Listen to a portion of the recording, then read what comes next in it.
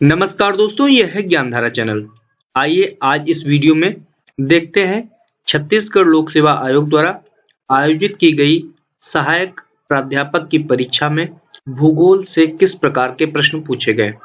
तो ये जो विज्ञप्ति आई थी 2019 में, जिसकी परीक्षा हाल ही में नवंबर में हुई थी। तो आइए देख लेते हैं कि भूगोल के जो 100 प्रश्न पूछे गए वो किस प्रकार के थे और उनका हल कैसा है, और अभी आंसर की जल्दी ही जारी की गई है। तो देख लेते हैं कि कौन कौन से क्वेश्चंस हैं जिन पे हम ऑब्जेक्शन कर सकते हैं। तो ये जो पेपर मैं आपको दिखाने जा रहा हूँ, पूरा सॉल्व करने जा रहा हूँ, ये सेट डी है। आइए देख लेते हैं। 2 घंटे का पेपर होता है, 100 प्रश्न पूछे जाते हैं, 200 अंकों के होते हैं, एक प्रश्न 2 अंक का होता है। निगेटिव मार्किंग होती है 1/3। तो आइए देख लेते हैं पहला प्रश्न क्या है। तो पहला प्रश्न है, मनुष्य के क्रियाकलाप एवं गुण सीधे पर्यावरण से नियंत्रित होते हैं, यह संकल्पना है।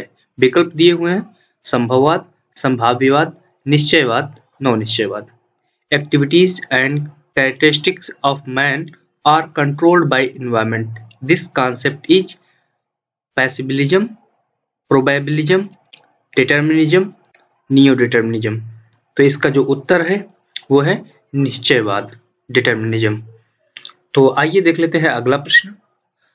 निम्नलिखित में से कौन भूगोलवेत्ता संभववाद का समर्थक है। ऑप्शंस दिए हुए हैं, रेडजेल, ब्रूंज, सैम्पल, हंटिंगटन। तो इसका उत्तर है ब्रूंज। जो संभववाद शब्द है वो भी ब्रूंज ने दिया था। तो तीसरा प्रश्न देख लेते हैं। तीसरा प्रश्न है, नवनिश्चयवाद की संकल्पना किसने प्रतिपादित की। तो नवनिश्चयवाद की संकल्पना किसने प्रतिपादित की, वो है ग्रिफिथ टेलर। अन्य विकल्प क्या दिए हुए हैं, ईसी सैम्पल, कार्ल सावर और रेडजेल। अगला प्रश्न है कि वायु का तापमान बढ़ने पर निरपेक्ष आर्द्रता with the increasing air temperature the absolute humidity, क्या विकल्प दिए हुए हैं, अस्थिर रहती है, दूसरा घटती है, तीसरा बढ़ती है, चौथा वही रहती। तो निरपेक्ष आर्द्रता पर तापमान का कोई प्रभाव नहीं रहता, मतलब रिमेन्स द सेम, वही रहती है। अगर सापेक्ष आर्द्रता होता यहाँ पे प्रश्न, तो सापेक्ष आर्द्रता में तापमान बढ़ने पर सापेक्ष आर्द्रता घटती है, मतलब इनवर्स रिलेशनशिप होता है। पांचवा प्रश्न देख लेते हैं। पांचवा प्रश्न है कि पर्यावरण अनेक संभावनाएं प्रदान करता है और मानव उनमें चुनाव करने के लिए स्वतंत्र है। भूगोल की इस मूलभूत तथ्य को जाना जाता है। विकल्प दिए हुए हैं, नियतिवाद, संभववाद, संभाव्यवाद, नवनिश्चयवाद। तो यहाँ पर जो उत्तर सही है वो है संभववाद। अगला प्रश्न है, निम्नलिखित में से किन भारतीय भूगोलवेत्ताओं का कृषि भूगोल में उल्लेखनीय योगदान रहा। यहाँ पर दिया हुआ है, R L. Singh, G S. Goyal, R D. Dixit, Munish Raza, M. Shafi, Jasbir Singh, P. Dayal, R M. Dubey. तो यहाँ पे जो उत्तर सही है वो है एम. शफी और जसवीर सिंह, जिन्होंने भारत में जो है कृषि भूगोल के विकास में महत्वपूर्ण योगदान दिया।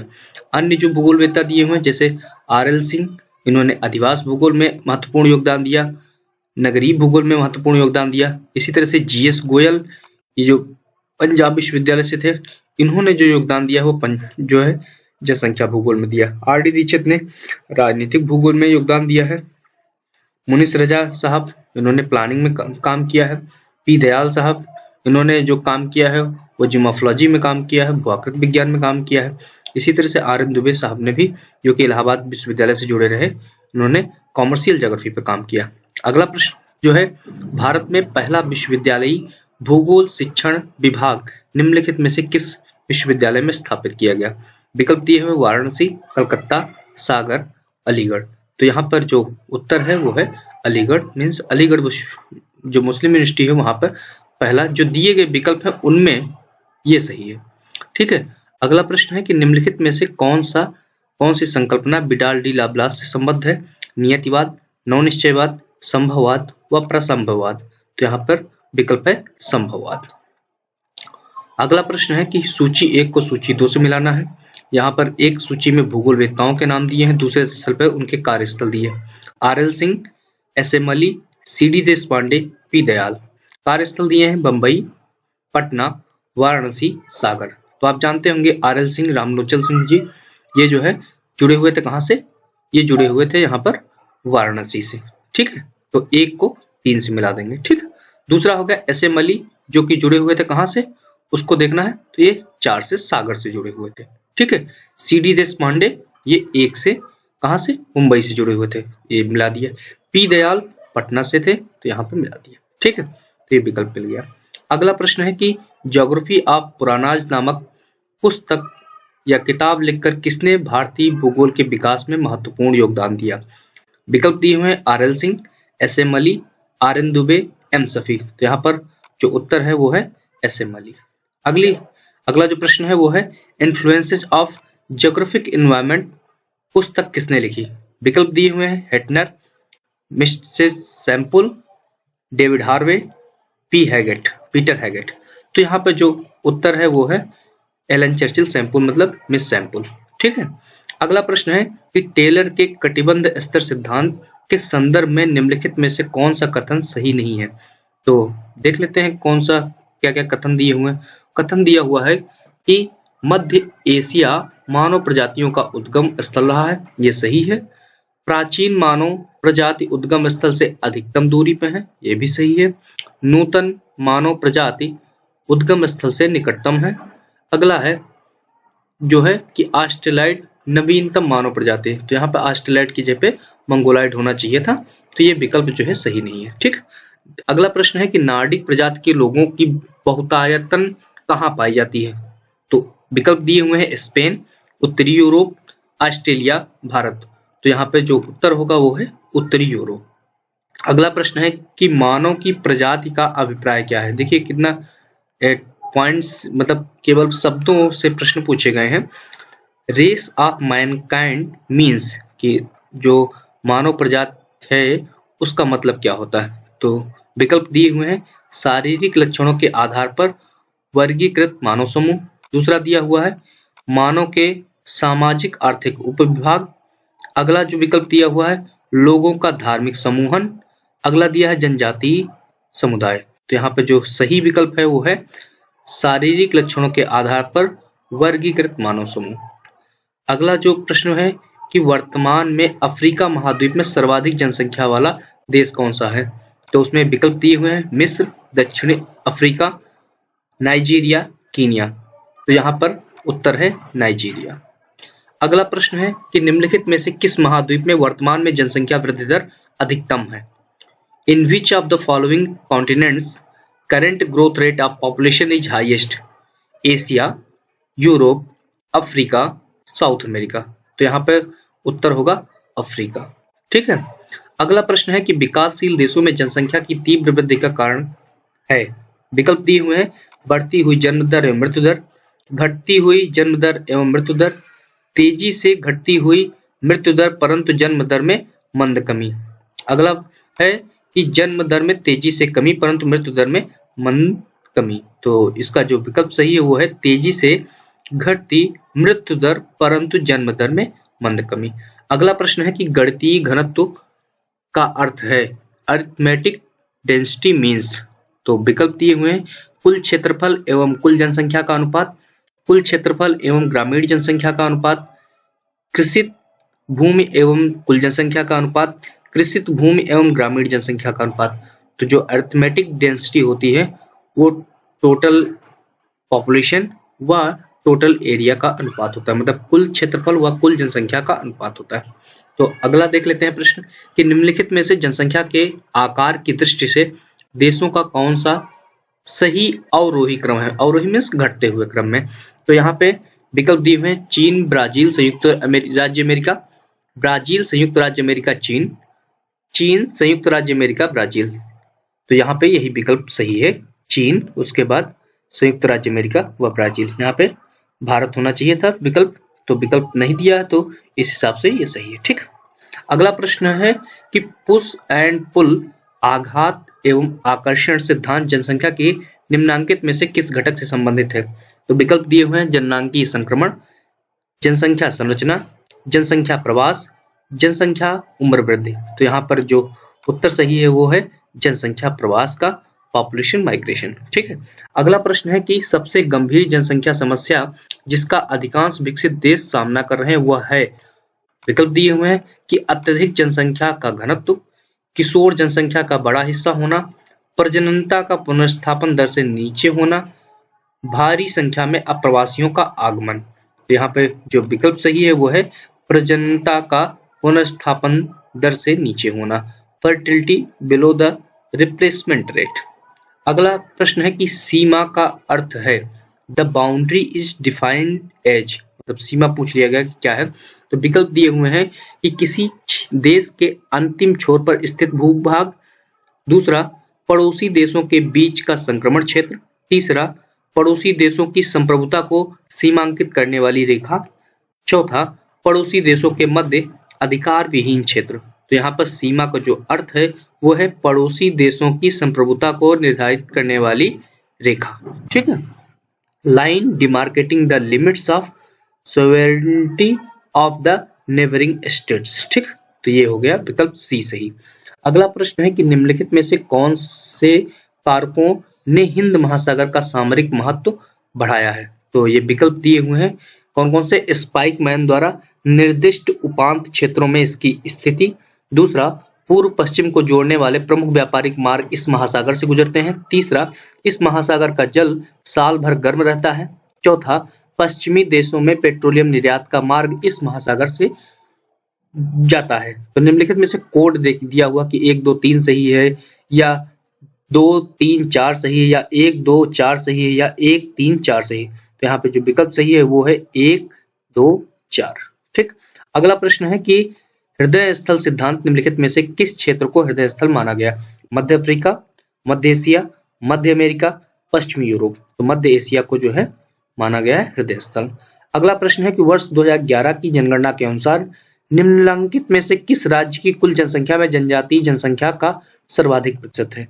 तो मिजोरम है, सभी लोग जानते हैं। ऑप्शंस दिए हुए हैं और छत्तीसगढ़, उड़ीसा, झारखंड।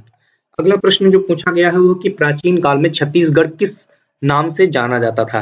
तो विकल्प दिए हुए हैं उत्तरी कोसल, मिथिला, दक्षिणी कोसल व पूर्व कोसल। तो उत्तर सही है उत्तरी कोसल, दक्षिणी कोसल। तो उत्तरी कोसल कहाँ है, वो है अयोध्या वाला पार्ट, ठीक है। तो इसे क्या कहा गया है कि प्राचीन काल में छत्तीसगढ़ को दक्षिणी कोसल के नाम से जाना जाता है, ठीक। अगला प्रश्न है कि निम्नलिखित में से कौन सा शहर वर्ष में 2 बार सूर्य की लंबवत किरणें प्राप्त करता है।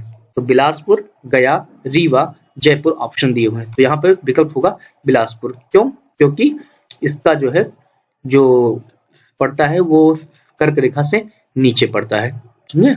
तो अगला प्रश्न है कि छत्तीसगढ़ के निम्नांकित जिलों में से वर्ष 2011 में सबसे कम साक्षरता किस जिले में है। तो वो है नारायणपुर जिले में। और जो विकल्प है वो है बस्तर, बलरामपुर व कोंडागांव। अगला प्रश्न है कि भारत में प्रादेशिक विकास एवं नियोजन में सैद्धांतिक एवं विधितंत्री योगदान दिया गया। एस एम अली द्वारा, जॉर्ज कुरियन द्वारा, वी नाथ द्वारा, जीएस घोषाल द्वारा। तो यहाँ पे विकल्प सही है वी नाथ द्वारा, ठीक। अगला प्रश्न है कि छत्तीसगढ़ राज्य की हसदो घाटी निम्नांकित में से किस खनिज के खदानों के लिए जानी जाती है। लौह अयस्क, अभ्रक, डोलामाइट व कोयला। तो यहाँ पे जो विकल्प सही है वो है कोयला। तो छत्तीसगढ़ की जो हसदो घाटी है वो कोयला खदानों के लिए जानी जाती है। अगला जो प्रश्न पूछा गया है वो देख लेते हैं कि छत्तीसगढ़ में ब्रुक बॉन्ड पेपर कारखाना स्थित है। रायगढ़ में, चंपा, कांकेर या दुर्ग। तो उत्तर सही है चांपा, ठीक है। अगला प्रश्न है कि निम्नलिखित में से भारत में पर्वत निर्माण का सबसे नवीन काल कौन सा है। तो विकल्प दिए हुए हैं हर्सिनियन, परमियन, टर्सियरी, आर्कियन। तो यहाँ पे जो विकल्प सही है वो है टर्सियरी एज में ही भारत में जो है हिमालय पर्वत का निर्माण हुआ। अगला प्रश्न है कि इंदिरा गांधी नहर सबसे अधिक लाभ निम्नांकित में से किस राज्य को हुआ है। तो विकल्प दिए हुए हैं पंजाब, जम्मू कश्मीर, राजस्थान, गुजरात। तो विकल्प कौन सा सही होगा, राजस्थान, क्योंकि इसी का सबसे ज्यादा विस्तार वहां पे है। मतलब कि इंदिरा गांधी नहर का ज्यादातर विस्तार कहाँ है, वो है आपका राजस्थान में। अगला प्रश्न पूछा गया है कि निम्नांकित में से कौन सा युग्म सुमेलित नहीं है।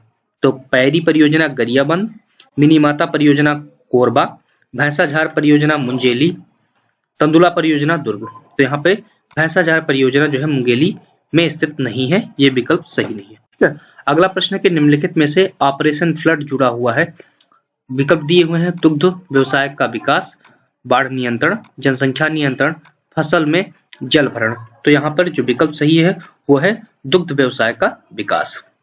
अगला प्रश्न पूछा गया कि भारत में ऊनी वस्त्र उद्योग का सबसे आगे कौन सा राज्य है। तो वो विकल्प दिए हुए हैं जम्मू कश्मीर, पंजाब, हरियाणा, राजस्थान। तो विकल्प सही है पंजाब। अगला प्रश्न पूछा गया है कि छत्तीसगढ़ में निम्नलिखित में से किस प्रकार की मिट्टी का विस्तार है।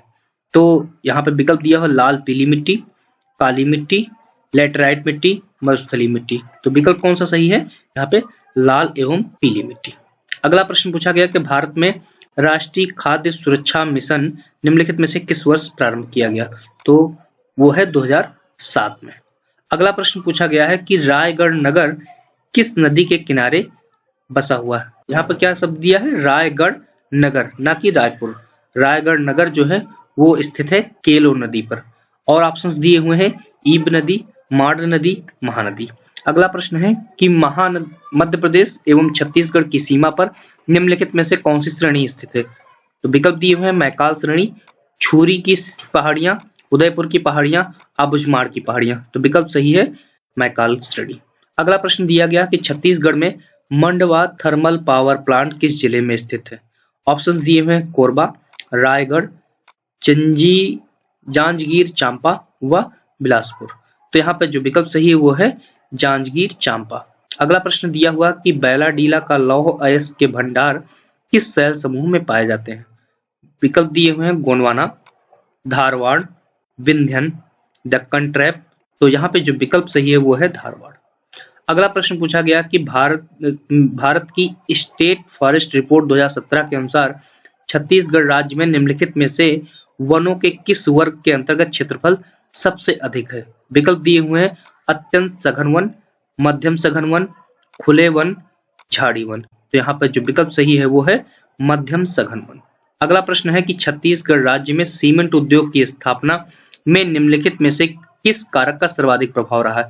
विकल्प दिए हुए हैं कच्चा माल, बाजार, परिवहन, पूंजी एवं की उपलब्धता। तो यहाँ पर ज्यादातर जो है वो है कच्चा माल। जैसे बलौदा बाजार है वहां पे, तो वहां पे सबसे ज्यादा कच्चा माल है, इसलिए जो है ज्यादातर सीमेंट उद्योग का विकास हुआ। अगला प्रश्न है कि उरांव जनजाति छत्तीसगढ़ राज्य के किस भाग में निवास करती है। तो विकल्प दिया हो उत्तरी पूर्वी भाग, मध्य भाग, दक्षिणी पश्चिमी भाग, दक्षिणी पूर्वी भाग। तो विकल्प सही है उत्तरी पूर्वी भाग। अगला प्रश्न है कि मानसून की उत्पत्ति में तिब्बत के उच्च पठार के तापीय प्रभाव को निम्नलिखित में से किस ने महत्वपूर्ण बताया। विकल्प दिए हुए हैं कोटेश्वरन एवं फ्लोन, अनंत कृष्णन, एम.टी. रियन, रमन एवं रामनाथन। तो ऑप्शन जो है सही है वो है कोटेश्वरन फ्लोन। अगला प्रश्न पूछा गया है कि निम्नलिखित में से कौन सा लक्ष्य समूह विकास के नियोजन वर्ग के अंतर्गत जाता है। तो विकल्प दिए हुए हैं कि पहाड़ी क्षेत्र विकास नियोजन, आदिवासी विकास नियोजन, कमांड क्षेत्र विकास नियोजन, सुखोन्मुख विकास क्षेत्र विकास नियोजन। तो विकल्प सही है आदिवासी विकास नियोजन। अगला प्रश्न है कि फ्लिंट प्रकार है। अब ये नया प्रश्न पूछा गया कि फ्लिंट प्रकार है। Flint is a type of क्या है, परतदार चट्टान का, आग्नेय चट्टान का, रूपांतरित चट्टान का, विस्फोटक आग्नेय चट्टान का। तो यहाँ पे जो विकल्प सही है वो है परतदार चट्टान का, मीन्स फ्लिंट एक जो है सेडिमेंट्री रॉक है। अगला प्रश्न पूछा गया है कि मेंटल एवं कोर के मध्य की सीमा विभाजित होती है मोहो असंबद्धता द्वारा, गुटेनबर्ग असंबद्धता द्वारा, लेहमैन असंबद्धता द्वारा, कॉनरेड असंबद्धता द्वारा। जैसे मोहो असंबद्धता क्या करती है, वो डिवाइड करती है क्रस्ट को और मेंटल को, और जो गुटेनबर्ग असंबद्धता है वो मेंटल और कोर को डिवाइड करती है। जो लेहमैन असंबद्धता है वो ऊपरी कोर व निचली कोर को अलग करती है, और कॉनरेड असंबद्धता क्रस्ट को दो भागों में बांटती है, ऊपरी क्रस्ट और निचली क्रस्ट में। अगला प्रश्न जो पूछा गया वो है कि भूकंप किस गहराई के बाद उत्पन्न नहीं होते। विकल्प दिए हुए 150 किलोमीटर, 350 किलोमीटर, 550 किलोमीटर, 750 किलोमीटर। तो विकल्प सही है 750 किलोमीटर। अगला प्रश्न है कि पृथ्वी की उत्पत्ति से संबंधित अंतर तारक धूल परिकल्पना किसके द्वारा प्रतिपादित की गई। Interstellar dust hypothesis of earth's origin was propounded by Hoyle, Russell, Jeffreys, Otto Smith. तो उत्तर सही है ऑटो स्मिथ। अगला प्रश्न पूछा गया कि पृथ्वी के वायुमंडल की वह परत किस नाम से जानी जाती है जो कि वर्षा एवं अन्य मौसमी घटनाओं से संबंधित है। विकल्प दिए हुए हैं आयनोस्फीयर, मीसोस्फीयर, स्ट्रेटोस्फीयर, ट्रोपोस्फीयर। तो ट्रोपोस्फीयर या क्षोभ मंडल, समझ रहे हैं, परिवर्तन मंडल, ये जो है इसी में जो है वर्षा एवं अन्य क्रियाएं होती है। तो ये विकल्प सही है। निम्नलिखित में से कौन सा सबसे बड़ा मरुस्थल है? विकल्प दिए हुए थार, सहारा, गोबी, आटाकामा। तो विकल्प कौन सा सही है? वो है सहारा। अगला प्रश्न पूछा गया है कि ड्रिप कर्टेन भू आकार किससे संबंधित है? हिमनद प्रदेश से, तटीय प्रदेश से, चूना प्रदेश से, परिहिमानी प्रदेश से। तो विकल्प सही है चूना प्रदेश। अगला प्रश्न है कि पर्वत निर्माण के भू अभिनतिक सिद्धांत के प्रतिपादक थे। विकल्प दिया हुआ आर्थर होम्स, ए वेगनर, लोथियन ग्रीन, कोबर। तो यहाँ विकल्प सही है कोबर।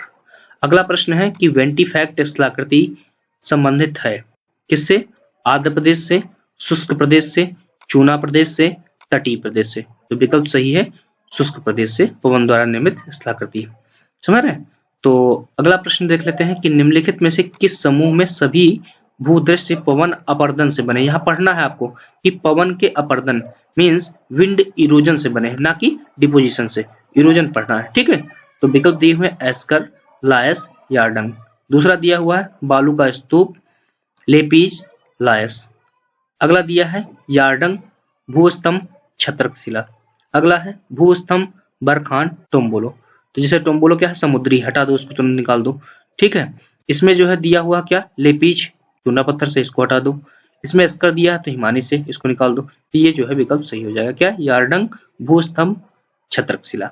अगला प्रश्न है शीर्ष दीवार संबंधित है। विकल्प दिए हुए सर्क से, नूनाटक से, टार्न से, यू आकार की घाटी से। तो यहाँ पे विकल्प कौन सा सही हो जाएगा? वो है सर्क से। अगला प्रश्न दिया हुआ कि निम्नलिखित में से कौन सा भू आकारवेत्ता अपर्दन की चक्रीय संकल्पना में विश्वास नहीं रखता था। विकल्प दिए हुए हैं WM डेविस, वुलरिज, Morgan, JT Hack, J Hack. तो यहाँ पे अपर्दन चक्र की चक्रीय संकल्पना में विश्वास न करने वाला भूगोल भू आकारवेत्ता या जियोमॉर्फोलॉजिस्ट जो था वो है JT हैक, ठीक। ये विकल्प सही। अगला प्रश्न है कि कोरियालिस बल संबंधित है विक्षेपण से, घर्षण से, दाब प्रवणता से, गतिवर्धन से। तो यहाँ पे जो विकल्प सही है वो है विक्षेपण से, डिफ्लेक्शन से। अगला प्रश्न है कि इटैसियन स्थानीय पवन बहती है एड्रियाटिक तट पर, राकी तट ढलान पर, पश्चिमी अफ्रीका पर, भूमध्य सागरीय तट पर। तो विकल्प जो सही है वो है भूमध्य सागरीय तट पर इटैसियन स्थानीय पवन बहती है। अगला प्रश्न है कि अम्ल वर्षा शब्द प्रथम बार प्रयोग किया गया।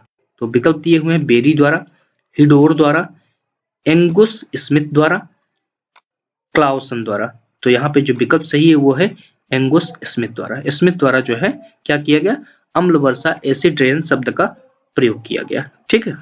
पहली बार उपयोग किया गया। अगला प्रश्न है कि अपर्दन चक्र में प्राइमरफ और एंड्रम शब्दावलियों का प्रयोग किसने किया। तो विकल्प दिए हुए हैं स्टॉलर, डेविस, किंग, पेंक। तो यहाँ पे पेंक महोदय ने जो है प्राइमरम व एंड्रम शब्दावलियों का प्रयोग इरोजन साइकिल में किया। अगला प्रश्न है कि सौरिक ऊर्जा विकिरित होती है क्रोमोस्फीयर से, फोटोस्फीयर से, चुंबक मंडल से, कोर से। तो यहाँ पे विकल्प सही है फोटोस्फीयर से, ठीक है। अगला प्रश्न दिया हुआ है कि प्रवाल विरंजन परिणाम है coral bleaching is a result of क्या? कि ठंडी समुद्री धाराओं का, समुद्री जल प्रदूषण का, वैश्विक उष्णन का, समुद्री लवणता में वृद्धि का। तो यहाँ पे जो एग्जैक्ट है वो है वैश्विक उष्णन का, ग्लोबल वार्मिंग का। अगला प्रश्न है कि प्रवाल भित्तियों के जीवित रहने के लिए पानी का अनुकूलतम तापमान है 10 से 15 डिग्री, 15 से 25 डिग्री, 30 से 40 डिग्री, 23 से 29 डिग्री। तो जो अनुकूलतम तापमान है वो है 23 से 29 डिग्री। अगला प्रश्न है कि उच्चतम लवणता अंकित की जाती है भूमध्य सागर में, लाल सागर में, कैरिबियन सागर में, पर्सियन गल्फ में। यहाँ पे विकल्प सही है लाल सागर। कितनी है? लगभग में 37 से 41 जो है ग्राम प्रति 1000 ग्राम, ठीक।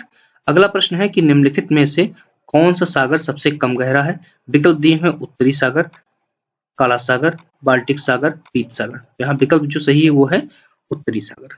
अगला प्रश्न जो पूछा गया है वो देख लेते हैं कि अलास्का का मेलास्पिना ग्लेशियर एक श्रेष्ठ उदाहरण है। किसका? घाटी हिमनद का, महाद्वीपीय हिमनद का,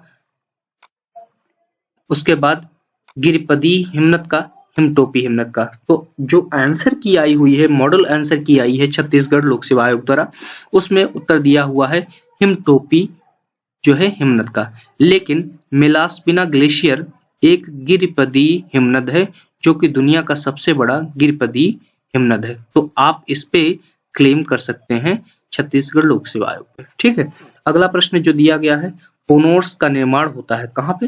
हवा में, नदी में, हिमनद में, चूना क्षेत्र में। तो जो पोनोर्स बनता है वो चूना क्षेत्र में बनता है। अगला प्रश्न दिया है कि चतुष्फलक सिद्धांत, एक तरफ दिया सिद्धांत एवं परिकल्पनाएं, दूसरी तरफ दिया संबंधित पक्ष।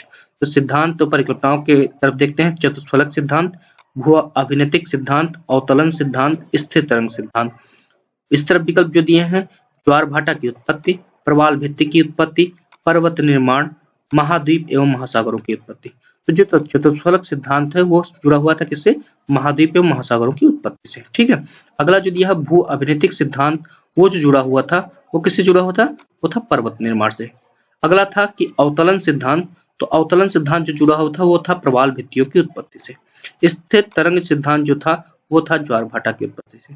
तो जो विकल्प है सही हो गया वो ये वाला। ठीक, अगला प्रश्न है कि थॉर्नथवेट ने विश्व को निम्नलिखित जलवायु प्रकारों में बांटा, 20, 25, 32, 40। तो उन्होंने 32 प्रकारों में बांटा था। अगला प्रश्न है कि ओजोन परत वायुमंडल के कौन से मंडल में फैली हुई है? तो विकल्प दिए हुए परिवर्तन मंडल, समताप मंडल, आयन मंडल, आयतन मंडल। तो यहाँ पे जो विकल्प सही है वो है समताप मंडल। समताप मंडल का कितना से कितना पाया जाता है? तो पाया जाता है 20 से 50। उसमें से भी जो है 20 से 35 के बीच में जो है ओजोन परत पाई जाती है। अगला प्रश्न है कि निम्नलिखित में से कौन सा सागरीय निक्षेप नहीं है?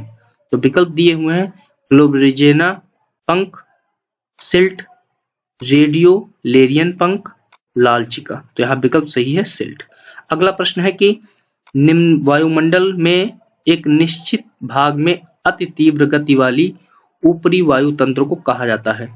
चक्रवात, प्रतिचक्रवात, मानसून, जेट स्ट्रीम। तो यहाँ कहा जाता है क्या? Jet stream. ठीक है, अगला प्रश्न है कि समाना अपर्दन चक्र संकल्पना का प्रतिपादन किसने किया? तो इसका प्रतिपादन किया था किसने किया था? पुग और थॉमस ने। थॉमस और पुग ने। विकल्प और कौन कौन से हैं? एसी लासन, एलसी किंग और एलसी पेल्टियर। अगला प्रश्न है कि निम्नांकित में से कौन सा एक खनिज दक्षिणी पूर्वी एशिया में भारी मात्रा में उत्पन्न किया जाता है? लौह अयस्क, मैग्नीज, तांबा, टिन। तो टिन जो है सबसे ज्यादा उत्पन्न किया जाता है। मलेशिया को आप जानते होंगे, सबसे ज्यादा वहां की पोहोंग घाटी है, ज्यादातर टिन उत्पादन किया जाता है। अगला प्रश्न है कि चलवासी कृषि का सबसे असाधारण लक्षण है? विकल्प दिए हुए हैं कि मिट्टी की उर्वरा शक्ति को पुनर्स्थापित करने के लिए फसलों का आवर्तन, कुछ सालों की कृषि के बाद खेतों का स्थानांतरण, अन्न उत्पादन एवं पशुपालन में आवर्तन, कृषि की पारंपरिक से आधुनिक विधि में स्थानांतरण। तो जब इस तरह से आपको समझ ना आए कि आवर्तन क्या होता है तो इस तरफ आपको इंग्लिश वर्जन जो दिया हुआ साइड में उसको देखना चाहिए। तो आवर्तन मतलब क्या है? Rotation of crops and replenish soil fertility. ठीक है, फिर उसका दूसरा विकल्प क्या है? Shifting agricultural fields after a few years of cropping. ठीक है, तीसरा क्या दिया हुआ? Rotation between grain farming and live stock wrenching. ठीक है, अगला जो दिया हुआ है चौथा विकल्प क्या है? Shifting from traditional to modern method of farming. तो यहाँ पे जो विकल्प सही है वो सही कौन सा है? वो है कुछ सालों में कृषि के बाद खेतों का स्थानांतरण। अगला प्रश्न है कि संयुक्त राज्य अमेरिका में सूती वस्त्र उद्योग न्यूयॉर्क क्षेत्र से दक्षिण राज्यों में स्थानांतरित हुआ, इसका सर्व प्रमुख कारण क्या था? विकल्प दिए हुए हैं दक्षिणी राज्यों में आर्द्र जलवायु अधिकतर है। दूसरा विकल्प दिया है कि दक्षिणी राज्यों में तीव्र जनसंख्या वृद्धि से विस्तृत बाजार मिला। तीसरा विकल्प दिया है कि दक्षिण राज्यों में उत्पादन लागत कमतर थी। अगला विकल्प दिया है न्यू इंग्लैंड ने अपने निर्माण उद्योगों में विविधता लाई। तो जो विकल्प सही है वो है दक्षिणी राज्यों में उत्पादन लागत कमतर थी। ये जो है आंसर की के अनुसार है। ठीक है, अगला जो है प्रश्न दिया हुआ कि विश्व में चावल उत्पादन का प्रधान क्षेत्र कौन सा है? तो विकल्प दिए हुए लैटिन अमेरिका, पश्चिमी एशिया, मानसून एशिया, पूर्वी एशिया। तो यहाँ पे जो मानसून एशिया है वो चावल का उत्पादन का सबसे बड़ा केंद्र है। अगला दिया हुआ कि विश्व में भंडार की दृष्टि से सबसे बड़ा तेल क्षेत्र भाबर किस देश में स्थित है? तो विकल्प दिए हुए हैं रूस, इराक, सऊदी अरेबिया, संयुक्त राज्य अमेरिका। तो कौन सा विकल्प सही हो जाएगा? वो है सऊदी अरेबिया। अगला प्रश्न दिया है कि शिकागो गैरी, इसमें कथन और कारण वाला प्रश्न है। तो कथन दिया हुआ है, उसमें आगे विकल्प दिए हुए हैं। तो कथन क्या है, स्टेटमेंट क्या है कि शिकागो गैरी संयुक्त राज्य अमेरिका के महत्वपूर्ण लौह इस्पात प्रदेशों में से एक है। कारण दिया है कि शिकागो की मिशिगन झील के शीर्ष पर अवस्थिति ने इस उद्योग को बढ़ावा दिया। तो इसमें जो विकल्प दे रहे हैं कि कथन और कारण दोनों सही हैं। कारण कथन की सही व्याख्या कर रहा है, तो ये विकल्प सही है। ठीक। अगला प्रश्न दिया हुआ कि निम्नलिखित में से किस महाद्वीप में जल शक्ति की संभावना सर्वाधिक है? तो यहाँ पर जो आंसर की आई है छत्तीसगढ़ लोक सेवा आयोग, उसमें एशिया दिया है, जबकि जो विकल्प सही है वो है अफ्रीका। तो आप इस पे भी क्लेम कर सकते हैं। तो दो प्रश्न आपके तैयार हो गए क्लेम करने के लिए। एक हो गया आपका मेलास्पिना ग्लेशियर वाला, जो कि पीडमंट ग्लेशियर है, उस पे जो आंसर की में दिया हुआ है उसको दिया है हिमटोपी ग्लेशियर, तो उसको आप क्लेम कर सकते हैं। दूसरा जो है कि किस महाद्वीप में जल शक्ति की संभावना सर्वाधिक है, ये प्रश्न आप क्लेम कर सकते हैं। और इसमें जो उत्तर दिया है आयोग ने वो दिया है एशिया, जबकि होना चाहिए अफ्रीका, क्योंकि सभी किताबों सभी जगह पे ऑथेंटिक सोर्सेज से है। अगला प्रश्न है कि निम्नलिखित में से भारत का सर्वाधिक खनिज युक्त तंत्र है। तो विकल्प दिए हुए हैं गोंडवाना क्रम, धारवाड़ क्रम, विंध्यन क्रम, कुड़प्पा क्रम। तो यहाँ पे जो विकल्प सही है वो है धारवाड़ क्रम। अगला प्रश्न दिया है कि निम्नलिखित में से उत्तर से दक्षिण की ओर क्रम वाली पर्वत श्रेणियां कौन सी हैं? विकल्प दिए हुए हैं जस्कर, काराकोरम, पीर पंजाल, लद्दाख। काराकोरम, लद्दाख, जस्कर, पीर पंजाल, लद्दाख, पीर पंजाल, काराकोरम, जस्कर, पीर पंजाल, जस्कर, लद्दाख, काराकोरम। तो जो विकल्प सही है वो है काराकोरम, लद्दाख, जस्कर, पीर पंजाल। ये विकल्प आपका सही है। उत्तर में सबसे उत्तर में काराकोरम है, उसके बाद लद्दाख है, फिर जस्कर है, फिर पीर पंजाल। अगला प्रश्न है कि तैरने वाले द्वीप निम्नलिखित में से किस एक भारतीय झील की विशिष्ट तथ्य है? तो विकल्प दिए हुए नैनीताल, चिल्का, पुष्कर, लोकटक। तो लोकटक जो है झील है जो कि मणिपुर में है, वो जो है तैरने वाले द्वीप की एक विशिष्ट विशेषता है। अगला प्रश्न दिया है कि निम्नलिखित में से कौन सा युग्म सही सुमेलित नहीं है? तो विकल्प दिए हुए एक तरफ जनजातियां दिया है, दूसरी तरफ निवास का राज्य दिया। तो थारू उत्तराखंड में पाई जाती, सही है। भोटिया जो है उत्तर प्रदेश दिया है, जबकि ये गलत है क्योंकि भोटिया यहाँ नहीं पाई जाती है। ठीक है, ये उत्तराखंड में ही पाई जाती है। फिर भील मध्य प्रदेश में पाई जाती है, टोडा तमिलनाडु में। तो जहाँ पे जो पूछा गया है कि निम्नलिखित में से कौन सा युग्म सही नहीं है, तो उसमें भोटिया उत्तर प्रदेश से संबंधित नहीं है। अगला प्रश्न है कि जम्मू श्रीनगर राजमार्ग पर जवाहर सुरंग का संबंध किस पर्वत श्रेणी से है? विकल्प दिए हुए हैं काराकोरम श्रेणी, पीर पंजाल श्रेणी, जस्कर श्रेणी, लद्दाख श्रेणी। तो यहाँ पे जो विकल्प सही है वो है पीर पंजाल श्रेणी। अगला प्रश्न है कि हिमालयी नदियों द्वारा निम्नलिखित निर्मित सपाट तली संरचना घाटी जानी जाती है। Flat floored structural valleys formed by the Himalayan rivers are known as, क्या कहा जाता? भाभर, क्षिप्रिका, दून, पर्वतपदी, जलोढ़ मैदान। तो जो सही होगा वो है दून। अगला प्रश्न है कि भारत की सबसे पुरानी तेल शोधनशाला कहाँ स्थित है? विकल्प दिए हुए हैं हल्दिया, बरौनी, डिगबोई, नूनामती। तो यहाँ पे जो विकल्प सही है वो है डिगबोई। अगला प्रश्न है कि किस राज्य की सीमा उत्तराखंड को नहीं छूती है? तो यहाँ पे विकल्प सही है पंजाब। और जो विकल्प दिए हुए हैं वो है हरियाणा, हिमाचल प्रदेश, उत्तर प्रदेश। अगला प्रश्न है कि भारत के मानक समय की गणना की जाती है।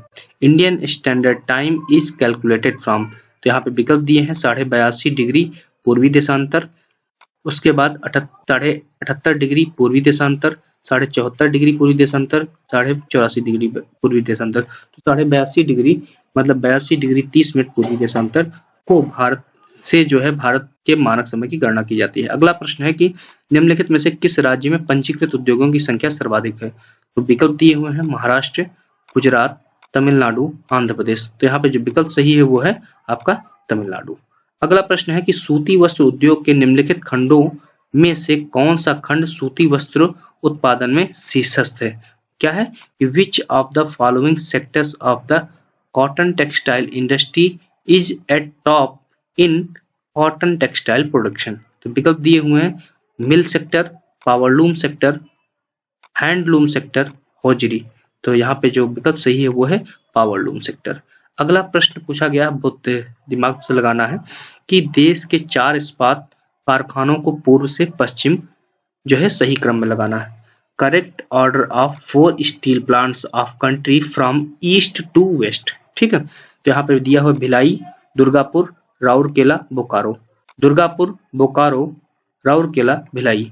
बोकारो, दुर्गापुर, भिलाई, राउरकेला, राउरकेला, भिलाई, बोकारो, दुर्गापुर। तो यहाँ पे जो विकल्प सही है वो है दुर्गापुर, बोकारो, फिर उसके बाद राउरकेला, फिर उसके बाद भिलाई। दुर्गापुर कहाँ है? पश्चिम बंगाल में, बोकारो झारखंड में, राउरकेला उड़ीसा में और भिलाई जो है आपका छत्तीसगढ़ में। ठीक, अगला प्रश्न है कि भारत में हरित क्रांति के आरंभिक वर्षों में निम्नलिखित में से किस फसल को सर्वाधिक लाभ पहुंचा? चाय, चावल, मक्का, गेहूं। तो यहाँ पे जो विकल्प सही है वो है गेहूं। अगला प्रश्न है कि इरूला जनजाति रहती है, तो इसमें विकल्प दिया हुआ कि नीलगिरी की पहाड़ियों पर, मतलब तमिलनाडु। दूसरा दिया है गारो की पहाड़ियों पर मेघालय में, नल्ला मलाई की पहाड़ियों में आंध्र प्रदेश में, रांची की पहाड़ियों में झारखंड में। तो जो विकल्प सही इरूला जनजाति जो है वो पाई जाती है नीलगिरी की पहाड़ियों में तमिलनाडु में। अगला प्रश्न जो पूछा गया है उसको देख लेते हैं। तो अगला प्रश्न है कि निम्नलिखित युग्म में से कौन सा युग्म सही सुमेलित है? तो विकल्प दिया हुआ है कोयना जल शक्ति परियोजना तमिलनाडु, पायकारा जल परियोजना केरल, इडुक्की परियोजना जो है कर्नाटक, भीमकुंड जल परियोजना जो है उड़ीसा। तो यही विकल्प आपका सही है कि भीमकुंड जल शक्ति परियोजना उड़ीसा से संबंधित है। अगला प्रश्न है कि गद्दी है क्या है? विकल्प दिए हुए हैं उत्तराखंड के व्यापारी, मध्य प्रदेश के शिकारी, झारखंड के स्थानांतरण कृषि से जुड़े हुए कृषक, हिमाचल प्रदेश के भेड़ पालक। तो यहाँ पे जो विकल्प सही है गद्दी जो है एक जनजाति है, भेड़ पालक जनजाति है, वो पाई जाती है कहाँ पे? हिमाचल प्रदेश में। अगला प्रश्न पूछा गया कि राष्ट्रीय पर्यावरण इंजीनियरिंग शोध संस्थान कहाँ स्थित है? विकल्प दिए हुए हैं दिल्ली, कानपुर, नागपुर, हैदराबाद। क्या है यहाँ पे? Where is the national environmental engineering research institute located at? तो यहाँ पे जो विकल्प आपका सही हो जाएगा वो हो जाएगा नागपुर, मतलब जिसे कहते हैं नीरी। तो इस पूरे प्रश्न पत्र को देखने के पश्चात ये स्पष्ट होता है कि इस भूगोल में जो 100 प्रश्न पूछे गए विषय के, उसमें से छत्तीसगढ़ के भूगोल से जो प्रश्न पूछे गए उनकी संख्या कुल 13 थी। कुल 13 प्रश्न जो है छत्तीसगढ़ के भूगोल से पूछे गए। इसके अलावा जो आंसर की दी गई है उसको अगर देखें तो उसमें से 2 प्रश्न जो है बन रहे हैं जो सीधे सीधे आयोग द्वारा गलत दिए गए हैं, तो उन पे आप क्लेम कर सकते हैं। एक मेलास्पिना ग्लेशियर वाला, और दूसरा जो है आपका जो दिया हुआ है वो है कि सर्वाधिक जो है जल संभाव्यता कहाँ पाई जाती है, तो वो है अफ्रीका। ठीक है, विकल्प में दिया हुआ है एशिया। तो अब जो है आपको क्लेम करना है, कल से पोर्टल ओपन हो जाएगा तो आप क्लेम करिए, और उम्मीद है कि बहुत से लोगों का सिलेक्शन होगा, उनके लिए शुभकामनाएं। तो अगर आपने हमारे चैनल को नहीं सब्सक्राइब किया है तो कृपया सब्सक्राइब करें और अपने दोस्तों को शेयर करें, बेल आइकन दबाएं, जिससे कि और भी आपको भूगोल विषय से एवं रोज की रोज शिक्षा जगत की एवं रोजगार जगत की जानकारियां आपको उत्तर प्रदेश, छत्तीसगढ़, झारखंड, दिल्ली इत्यादि राज्यों से मिलती रहें। ठीक है, धन्यवाद।